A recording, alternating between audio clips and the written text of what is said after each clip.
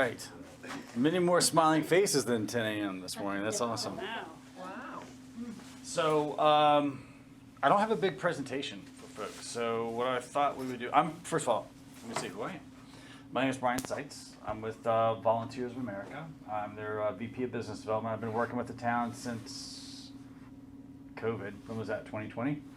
On this project. And so we've made some significant strides forward in the past, say, 6 to 8 months in terms of starting to work on the development aspects of the project. And we are currently have our full package into the planning board. And with that, we had to turn in some designs, and then we've made some design decisions that impact what will give us the ability to estimate what the project's going to cost so that we can go out for funding and that kind of thing. But then there's some more aesthetic kind of stuff that I wanted to present to the town, because we've been talking about we really want this project to be something that the town embraces. It's going to be here for a really, really long time, so I want to make sure it fits the look of the neighborhood.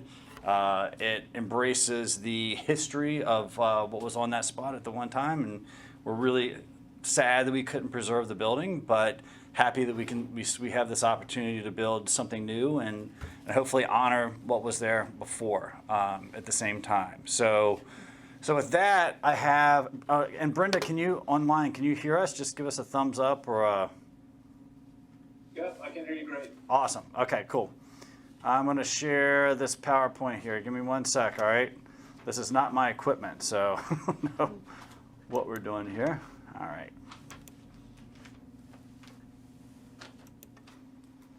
And let me just scoot down here. I'll give Jan, you saw some of this information the other night, but I just want to go over a couple key points for folks so that they know what's going on with the project and kind of where we are. So right now, based on what we're talking about doing, we think the projected development cost is going to come somewhere around the $8.2 million. That's an important number for us because we have to go out for federal and state dollars to fund this project. So we have to make sure that projection works. It'll probably be somewhere north of that by the time we get through everything. But right now, that's about what we're looking at. The original estimate when we first looked at this project and preserving the old building was somewhere around 6.2, but the inflation of materials and labor costs and everything has gone up so much that we think it's going to be well north. That increases with the removal of the old 80 grand? None of it actually, because we were able to get separate funding for that. So we were at the town. We worked with the town to get $500,000 in separate grant funding from the state to take care of the demo and abatement of the property. So that won't impact. That's not factored into that cost. So potential funding sources. It's a word salad of acronyms there, but low-income housing tax credits. HUD 202 funding. HUD 202 funding is what the majority of our 500 units of housing is for seniors right now across the state of Maine, and the one property we own and manage in New Hampshire. There'll be some other subsidy coming through Maine Housing. CDBG is Community Development Block Grant funding. That's the funding that we have for the demo and abatement, but it'll also be probably part of the funding package once we get everything put together. They come in with a lot of gap funding for us. Affordable housing program is a regional program as well that we'll be looking at. And there's the Inflation Reduction Act is actually going to be offering some tax credits as well that no other developers in Maine have really accessed yet, because we're all still waiting on what the guidelines are, but we're hoping potentially that can be part of this project as well. Age income restrictions, so still the same as when we originally projected. The low-income housing tax credit, that's going to probably be the preponderance of funding. That restricts your age at 55 plus. HUD 202 is at 62. 50% of the area median income. I don't know what that number is, but I think it's somewhere in the $40,000 a year range. So it can be a mix of those age groups. Yeah. So for instance, we have a project in Bangor that is, I think it's 2/3 of it is is HUD 202, and a third of it is LIHTC. So we have a mix of different. It's all the same population at the end of the day. They're all have the same income restrictions to live there, but a lot of the difference is HUD 202 gives a subsidy back, so it's a little less burdensome financially on the individuals who live there. So Brian, would that mean that you have, if you got funding from both of those sources, you would have some units that were dedicated to one age group and a different number of units that were assigned to the other age group? Yeah, potentially. Okay. But I mean, the LIHTC is the least restrictive because it starts at 55. But it's the same. It's the same income. So as far as the LIHTC and HUD commitments, though, I mean, those will be the same 30 or 45 years, and those are just auto renewed. For us, we don't have. I don't think we have any properties that are coming to the end of those commitment terms. We do have some things that we have acquired in the past. We had one in Old Town that we acquired and we had to renew. But that's how these things kind of go. They go in these larger terms like that. Timeline for construction. If everything goes according to plan, which it never does, probably late 2004. Realistically, probably early 2025 will be starting construction. With move-in anywhere 18 to 24 months beyond that. I mean, I think that's a realistic timeline. We really got hit. COVID really slowed things down a lot, but also when we had to move from thinking about rehabbing the building and converting it to units, and then we had to go through the whole process. That really kind of pushed our timeline way out. Does that timeline construction start, that include the demo? No, demo. Be earlier than that. That's a great question. So demo will likely be happening this summer. So we're in the process. There's really two phases of this project right now. First phase is going to be the demo and abatement of the lot. So for a while we're looking at funding, we'll have demoed that building, abated the lot, and prepped the area for construction. So it may sit there for I would say 12 months or more in that state. And then once we get all the funding through, and that'll take probably 12 to 18 months to get all the funding lined up, that's when we'll start construction. I assume it's gonna look like a vacant lot and not Yeah. construction. No, we're not going to store anything there. Yeah. We have one of those lots where I live, Yeah, where I- someone's like staging everything for another construction project. It's not pretty. Is any of the current AD grade below grade? Yes. Yeah. Oh, yeah. And what about the new building? Will it be? No, it's going to be on slab. It will be? Yep. Okay. All three floors will be above. Yeah, so that's gonna take quite a lot just to Yeah, fill that. get that ground so that it's Yeah. stable enough. Well, and there's a ton of ledge there too. So it just made more sense to build up instead of trying to blow through all that ledge too. Yeah. Yeah, no, Let's see what else we got. So I mentioned before we have a full application submitted to the planning board. I'm actually going to be back up here Thursday night to meet with the planning board to talk about that. And then our funding applications for all these acronyms begin sometime in June, and that'll, like I said, that'll be ongoing through the next 12 months or so. Demo and abatement we just covered. Hopefully we're getting that process started in summer of 2023. We've got Ransom Engineering working on that project right now, trying to get the timeline. We have to put everything out to bid, and there's a waiting time with HUD and all this stuff that has to happen. But we're hoping we can get someone in here this summer while it's nice out and get that property abated, and then maybe we'll have some grass, before all is said and done. So just looking at a little bit at a bit of a bird's eye, and I've got the foam board images over here. This is a little shot, from that. What would be that? That'd be your southeast corner, kind of looking into to the northwest there. Entrance is going to sit on the parking lot side, so you have School Street, Philbrook going down here to the north. The main entrance to the building will all be here on the southeast side of the building, using the same entrance area and the same footprint that currently is there for the 80 grade school. So we tried to keep the shape. We looked at a whole lot of different options. We looked at, having one long building along the back of the building and putting the parking lot out front. We looked at having the L shifted so it was on this side, you entered on the other. And this just seemed the most, Yeah, this looks good. yeah, this seemed like the most economical and the least jarring. Because even when we looked at it, we were like, yeah, that doesn't look, Yeah. I don't think the community is going to love that. So this seemed like, okay, well, let's keep the same footprint and then try to, that would be the first step, right? It also protects that entrance from the northeast Yeah. storm. And you get the sun coming over. Correct.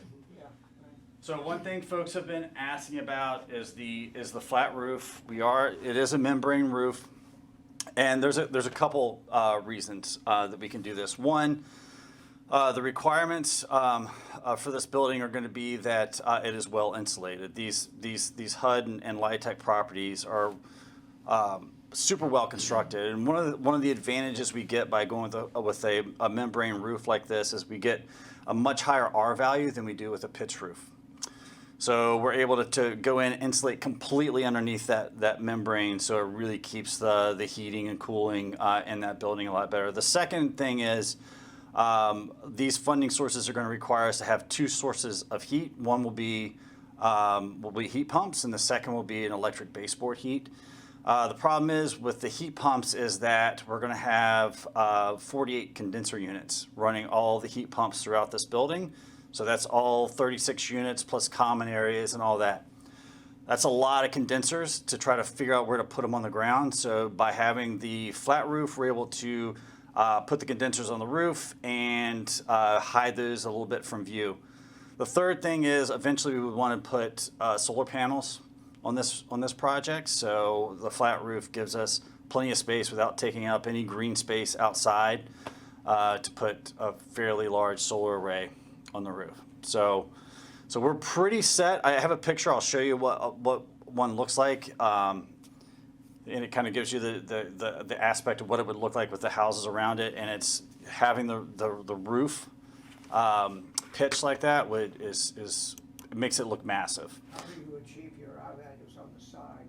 It's a brick over frame. Yeah, so that's a great question for the architect that was here at 9 that no one came to see. You don't know what the frame is. But I can find all that out and make sure that you have that information. Because one of the reasons I ask is because heat pumps, conventional wisdom, I think now shows that when it gets down around 10 above zero, you aren't gonna get a whole lot out of those things. Yeah. So you're gonna be using electric. Right. So that's when you want the high out. Right. Exactly. You're exactly right. So this is another shot from the parking lot. Pretty level parking lot. It should be easily accessed by not only residents but emergency vehicles and larger vehicles that may have to come in and plow and do all those things. So just a very gentle flow parking lot. One of the questions folks have asked us a lot is how many parking spaces are going to be there. I think we're going to be asking for a variance on this. Right now in the designs we have, I believe we have 33 spots drawn in on the design. The reason being is a lot of our residents don't have cars, or they share cars or share rides. And if you go to any one of our facilities, what you'll notice is that the parking lots are less than half full. How many resident units? There'll be 36 in this. Staff, offices, So usually what you're going to have is one staff and one maintenance person. So there's not a huge need for parking for staff, and they're there mostly during the day, not necessarily on the weekends. So you're going to need limited parking for this population. So we're looking for probably a variance around 33. We can fit 36, which is fine. I mean, maybe the town wants a little more parking for the park or whatever. We can figure that stuff out. But we're just not going to need it for all those units, I guess is the point. Just another view of the entrance, and this is pretty typical of the entrances if you go to Belfast or Thomaston or even down to Topsom. you'll see a very very similar entrance style to the building. One of the things that we took away from we did have a pre-application meeting with the planning board, and there were some people. There were people online listening, and there were people in the room, and they hated the first designs that we went through. And the reason being is we instead of having these horizontal lines, it was much more vertical and blocky. So I think the architect was like, I'm trying to give the feel of the old school, which kind of had these large block sections, and that it didn't go over very well. So we went with these more horizontal lines. So you've got the segment, each floor has its own segment, brick veneer. You've got the brick casing on the corners, on the ends, brick veneer along the first floor, and then probably some sort of hardy plank or some sort of siding here. And then this mansard roof is metal roofing, is what we're looking at. Those things could depending on cost, depending on material availability, depending on color scheme that we go with, those things could change. This could be, some sort of vinyl shake siding, which we have on some of our buildings, which looks really nice, and it has a long lifespan. I think we'll try to keep the metal roof that tends to have a really long lifespan. But the colors could change, the materials, the textures may change a little bit, but the brick veneer is probably something we'll stick with, unless people are like, no, we don't want brick veneer, we want you to go with whatever. But for right now, I think that's where we're When headed. you say brick veneer, you mean not what's on the building now? Yes, well, the building is a brick veneer. It's it's a stick-built building with a brick veneer, but it's not attached to the building at all anyway. Okay. And then this is looking that opposite direction. So you'd be looking from the north west corner of the building. The park would be over here to the side. This is the little triangle across the street. Looking at the front entrance of the building there. Now, does the property include where the old little school building is, storage building? Like further down. Down towards The little I don't, white I don't think building. so. No, it does not. It does not. Right now, the property, if you look at it, only includes it's this area just north of the park, and then you've got the area where the tennis courts is, and that will probably be included as well. And then the little triangle on School Street in Philbrook, there's a little triangle spot right there. That's all that's included in the property. And I think there's some discussion on who's actually going to own that little triangle, Jan, if I'm not mistaken. Well, there have been discussions on that. Now, is that triangle, is that a part of the property you're getting or not? Well, I mean, we've drawn something in there as a Yeah. placeholder, just in case that's Yeah. something, because what we were thinking is, We were talking about doing the Waldeboro High School sign. yeah, so right here, so this just shows a brick wall, but we would preserve some, when we demo the building, the thought was preserve as many of the bricks from the building itself, and then the, what do you call that, the piece on the front of the building, if we can preserve all that without it crumbling when we take it down, mounting that in there so that you have that as a memorial site, and then put a flagpole behind it. Good. So that's kind of the thought right now. Again, I'm not sure if we'll own that, the town owns that, but we drew it in there just as for sake of discussion. What's that? I said it's a good question to find out. Yeah. Find out on Tuesday. What about the property that's out in back? The property that's out and back. There's property out in back of the school as well. We're talking about down the Philbrook field? Huh? Where- No, the other way. The tennis court? Tennis Where court? the tennis court is and then out beyond that. That all belongs to the town still. Yeah. Yeah, that'll stay part of the town, yeah. So They don't so plan for that. Other than possibly moving the tennis court. so what we're thinking is if the towns, so we've that's going to be that runoff where the tennis court now is going to be the runoff area, right? And so we've talked about doing some sort of green space out there, But the property for us doesn't extend beyond where the current tennis court is. How much property is out there? An acre?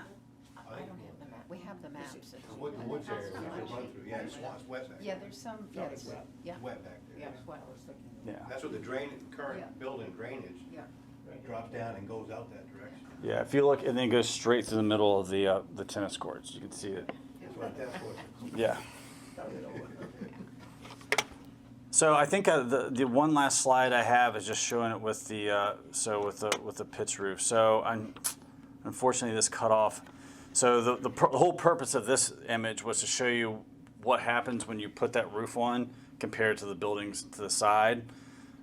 This puts it at I think the max by code, it's either 42 or 43 feet. Putting this roof on would bring it up to 41 feet, I believe. So you're really kind of maximizing the height of the building. Now all of our systems have to come off and be put somewhere as well as it would reduce the R factor in the up there because of the roof trusses. Have you got a picture of what it would look like with the flat roof, with all of those things up there? I do, but I don't have one in this slide. In this Look up, you first. don't really see much. I think the flat roof is far more reminiscent of what we have It is. now. That totally, it's totally different. So if you look at this image here, so if you see where he has these lines drawn in, we'll go to this side and point it out. So the thought is you're going to have sets of 4 units or so in each one of these little corned off areas. So all the condenser units will run through the center of the membrane. So when you're looking from the front or from the back, you're not going to see them Yeah. Yeah. from the ground level.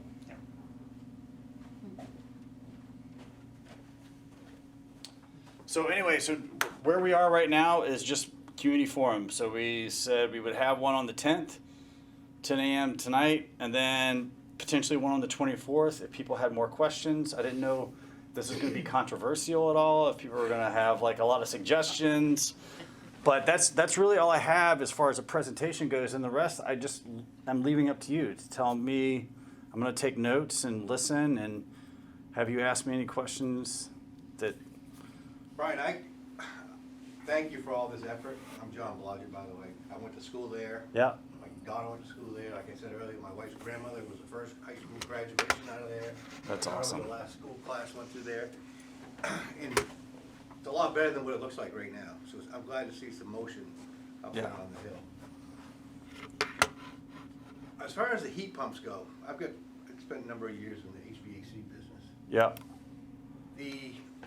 When you're saying heat pumps, are they going to be ceiling cassettes, or are they going to be wall-mounted evaporators? They'll be inside? on the ceiling. So ceiling, Yeah. in the ceiling. Well, actually, that's a great question for the architect. So I think it's an open question right now. So it may be because it may be a mixture of the two. Like I'm thinking in we're going to have a large dining area and kitchen. So you might have in the shared space you might have one of those. But I think in all the units they're going to be wall mounted. They're not going to be the ones down here. They're going to be Right. the head units up Just like here. you see here, yeah. Yeah. You guys ever consider geothermal? We would. We have considered it in some, but we're also limited by what the funding is requiring us to do. Your efficiency on geothermal is a lot better than. Yep. And then you build your backup heat in the duct system. Right. Electric heat, and then that takes care of your backup. Yeah. It's a lot more expensive. I'm surprised they installed it. No, not in new construction. Really? The cost of geothermal as a whole is how many feet you got, how many. Yeah. What's the depth in that here? Well, usually it's based on BTU, there's so many feet out, it's been 5-6 years since I was actually doing it. It's so many BTUs per foot. Okay. Depends on the heat load and the cooling load of the building. Right. Your engineers can figure that out pretty easy. Yeah. But I'm surprised it. Should be considered, especially if we're gonna have to do. And geothermal right now is, the tax credits Yeah. are there. Well, and I think like we were talking about the Inflation Reduction Act stuff. There's a lot of that. Anything that green stuff, they're gonna. Yeah. So That's something I'll ask the architects and engineers. They know the what the LIHTC and the HUD stuff require better than I do off the top of my head, and I don't know if geothermals. You just pound some holes in the parking lot. Yeah. Yeah. So are they gonna build in any kind of backup generator system? Yes. So, that's actually a big discussion right now. So if we look at, sorry for the folks who are on camera. Let me see if that, can they see that? Oh, the camera's there. That makes sense. All right.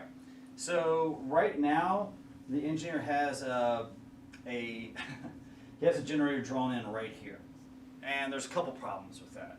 First, it's we've got a house right here. That generator kicks on once every month, and it's going to be huge, right? Because And loud. the electricity load on this building is massive, right? We've got the heat pumps, we've got the electric baseboard heat. So the reason he drew it here is because all the systems are going to be on this side of the building currently. However, we're looking at relocating that generator over here. So this is just a storage shed. You'll have your your dumpsters and whatnot here, and then we would probably put the generator here and then move all those systems over to this side of the building. It's just a matter of like getting the power off the pole from there. That's the difficulty right now. So it's going to have a massive, Well, current power comes in on that corner. yeah, It run- Comes in on that corner right there, the other corner. this one over That's here. where, that right there's where the pole is Yeah. now, where the old house was.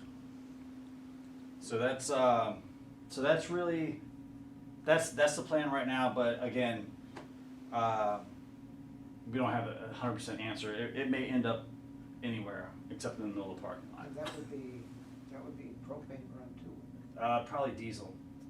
Oh, so it's gonna be louder, so. Yeah, it's gonna be loud. I'm glad to hear that, Brian. I was looking at those drawings today. It was actually showing it in a third location.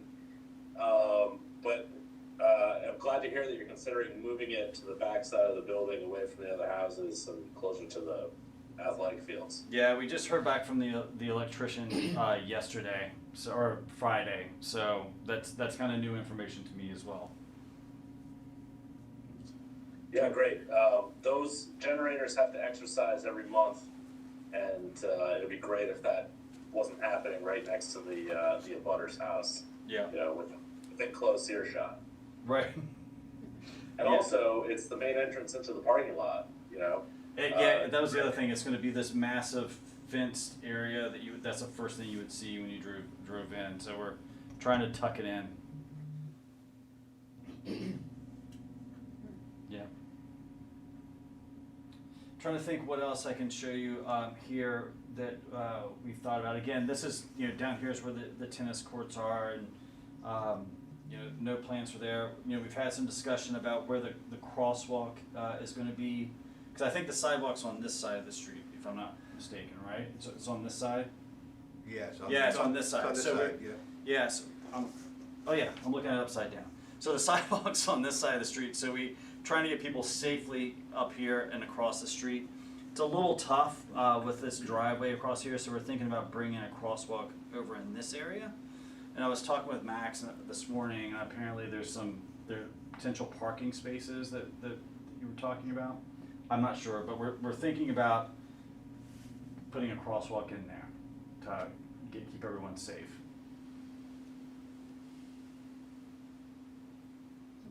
But that's really it. Brian, for some context on that, there's an active application at the planning board right now to have a bed and breakfast near that's right. there. And everybody is very interested in the parking situation on that whole street. Right. My understanding is that people are confused about where parking is allowed on that street. Yeah. Because there isn't a lot of enforcement, and so people are parking all over the place down there. One thing that I wanted to point out to the folks that are listening is there's going to be some construction in the street there because you need to bring up water lines for the potable water and the fire suppression. Correct. That affect a couple of houses down there. It's not a huge amount of construction, but worth letting everybody know that that's going to happen. Right. So the building will be sprinkled, obviously. So the sprinkler system requires a larger volume of water coming into the building. So we got to upgrade the lines coming into that site to accommodate that. So they But I'm not 100% sure, Brendan, where that. I wouldn't be able to show you on these drawings where that line runs. You probably know better than I do. I can tell you where it comes in now. I actually spent some time today looking at that because I was curious where it was going to run, particularly because you're talking about abandoning the existing 2-inch line that runs into that building. Yeah. So I would just want to make sure that that was all getting abandoned in an appropriate way. Yeah, it's going to affect the two houses on the opposite side of the street, which is where the existing water line is running now. There needs to be a trench dug there and run some new lines in.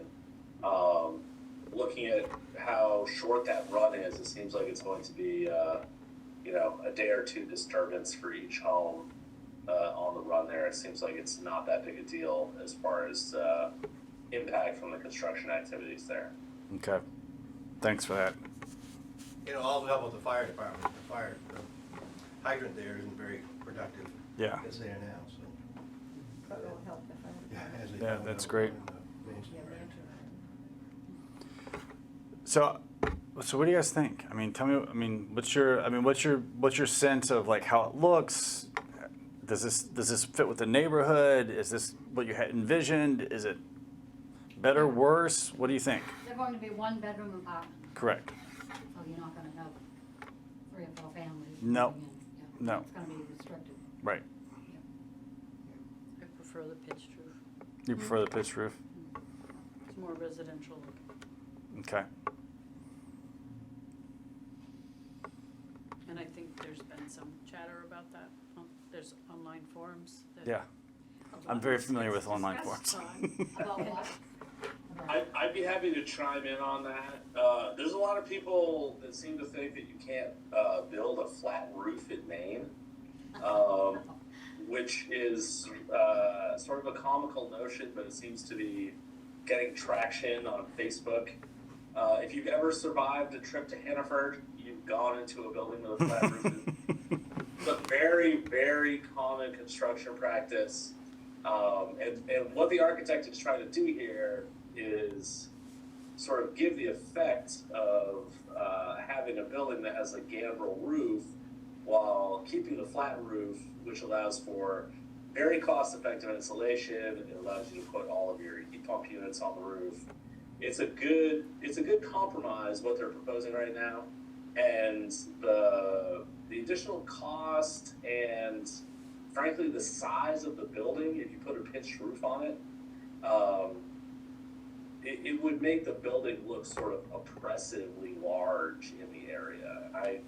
I am very much pro flat roof for this building, and if you're concerned about it,